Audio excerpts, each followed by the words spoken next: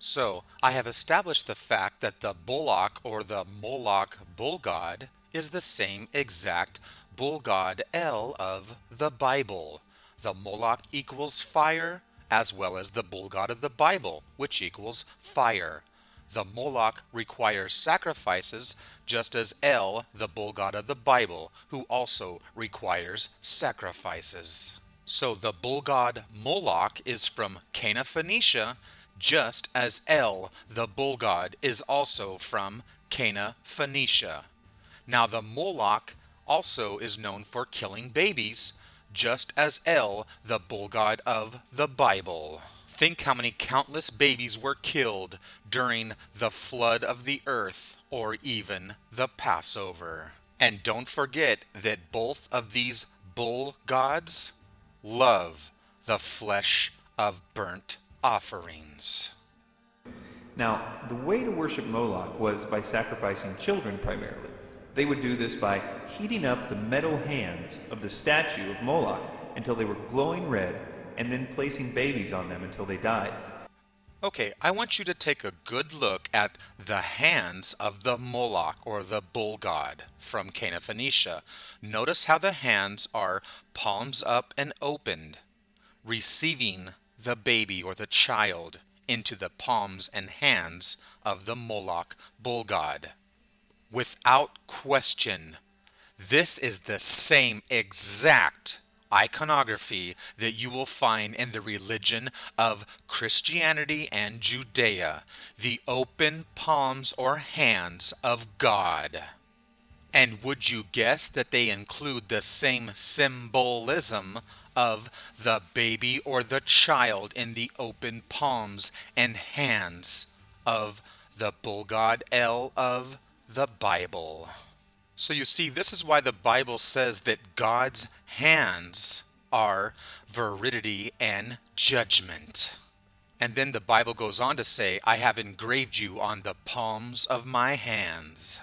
So this is why the Bible says that it is a terrible thing to fall into the hands of the living God. So the Bible goes on to say, then I looked and I saw a hand stretched out to me. I mean, seriously, think how ridiculous this actually is in our world of reality. Look outside in the sky and imagine a big, huge pair of hands coming down at you. What, you think God is some giant or something like that? I mean, it's just ridiculous. So the Bible goes on to say, the Egyptians shall know that I am the Lord when I stretch out my hand on Egypt. And then we have the Hebrew hand signs throughout the Bible, like signifying God's acceptance of a sacrifice, the hands of benediction. And then the Bible says, he lifted up his hands and blessed them. So you may be asking, what does the hand have to do with blessing someone? Because a blessing comes from the hand. You see, because the hand is used to sprinkle the sacred blood from the blood sacrifice of the animal or the human. The sacrifice blessing means the bludgeoned blood from the blood sacrifice. So when you bless someone, what you're really saying is, may they be blessed in blood from the sacrifice. So now you'll understand why you say, bless you, when somebody sneezes. Because they are sprinkling little droplets out, exactly like a blessing, which is sprinkling the droplets of the blood sacrifice. So a blessing comes from the hand, like the hand of benediction. Why do you think this is so? Because the hand is used to dig into the cavity or the well of the body and pull out the heart and the sacred blood that is used in the blessing.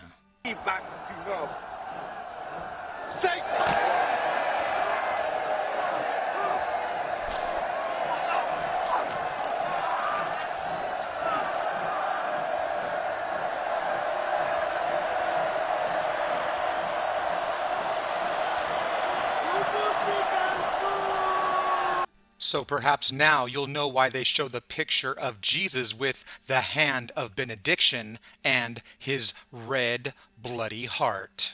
So part of the ritual of sacrifice is to take out the bloody beating heart and place it inside of a bowl or inside of the hands so that it can be examined by the augur, who can tell the future by the shape of the bloody heart. So yes, an augur is one who inspects the entrails of the sacrificed animal, which is the meaning behind the word inauguration, which is why the president raises his hand as he's facing Baal. So when you look up the word benediction, the etymology tells you that it means to speak well of and bless, thus grace before meat. And of course it's related to bene or bel or bellis. And the etymology also says to see the word diction, as in to dictate, to point out, from dictus, the finger. So now you understand a little bit more about the hands of benediction or the hands of blessing, the blood sacrifice of the heart. So now you'll understand the iconic representation in religion of Christianity and Judea when they show the hands that are holding the blessing. And of course they use water, which represents the blood. So you see, these are the same open hands of the bull god Moloch, which is why the story of the Bible bull god has the same story of having the sacrifice in the hands, which is the beating heart of the Blegyand blessing. So basically, just think about it. Why do Christians and the Judea religions and Muslims and everything condemn Satanists even and people that make sacrifices like Moloch when that's what the whole religion of Christianity, Judea, Hebrew religion, whatever you want to call it, is all about? It's about making sacrifices to the bull god.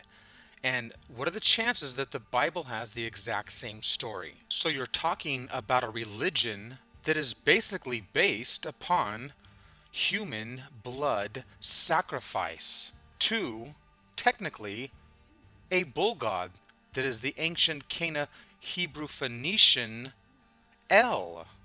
So ask yourself, what is the difference between satanic ritualistic sacrifice and the ritualistic sacrifices of Christianity and Judea in the Bible? What is the difference? There is none. It's the same exact ritualistic practice of making blood sacrifices to a god. Period. So like I said, think about it. The Christians and the Judaic order is condemning the Satanists and the Illuminati, etc., for being satanic devil worshippers, when the truth is that satanic devil worshippers and the whole theology of it is the same exact polar opposite theology of Christianity and the Judaic order. I mean, this is why I've explained many times, but that's why they have the same symbolism. They have the same symbols and signs. Look, here's the pentagram, and here's the pentalpha. Here's the tetragrammaton.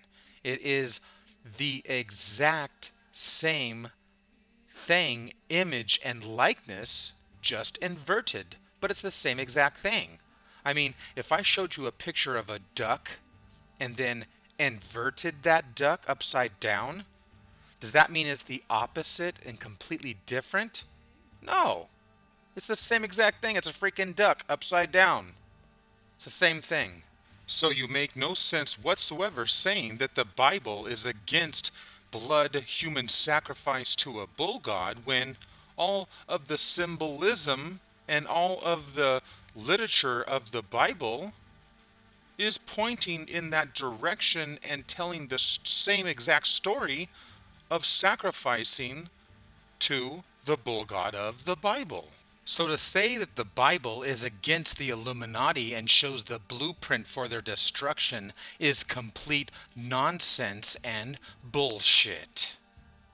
You see, the fact is that the Bible is made from the Illuminati and is authorized by the Illuminati.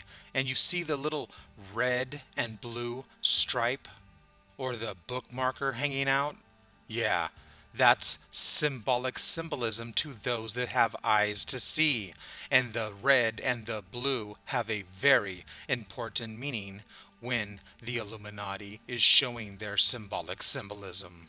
Which is why the entire Bible is about the dualistic principle of the red and the blue, which is the polarities of the winter and summer, or the day and the night, the Illuminati colors of red and blue. So you see, the Bible is telling the story of the red and the blue over and over again in almost every single story of the Bible, the same symbolism of the Illuminati red and blue.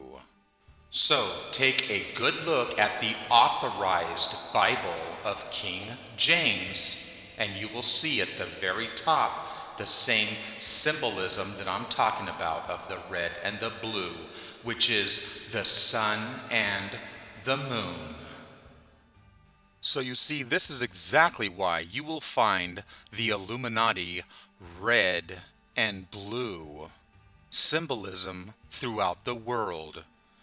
The red and the blue that fight one another, the two seasons that struggle amongst themselves to see who will rule and take over the year or the day, because the darkness and the winter always take over the sunlight of summer, or the darkness takes over the daylight of day.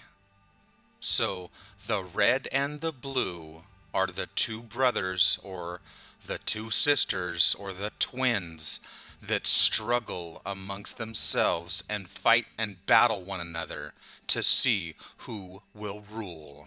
So the red and the blue is clear symbolism of the ancient order of the Illuminati and the natural seasons that it represents. So Chris White, you have it wrong. The Bible is not anti-Illuminati at all. In fact, it's pro-Illuminati, 100%.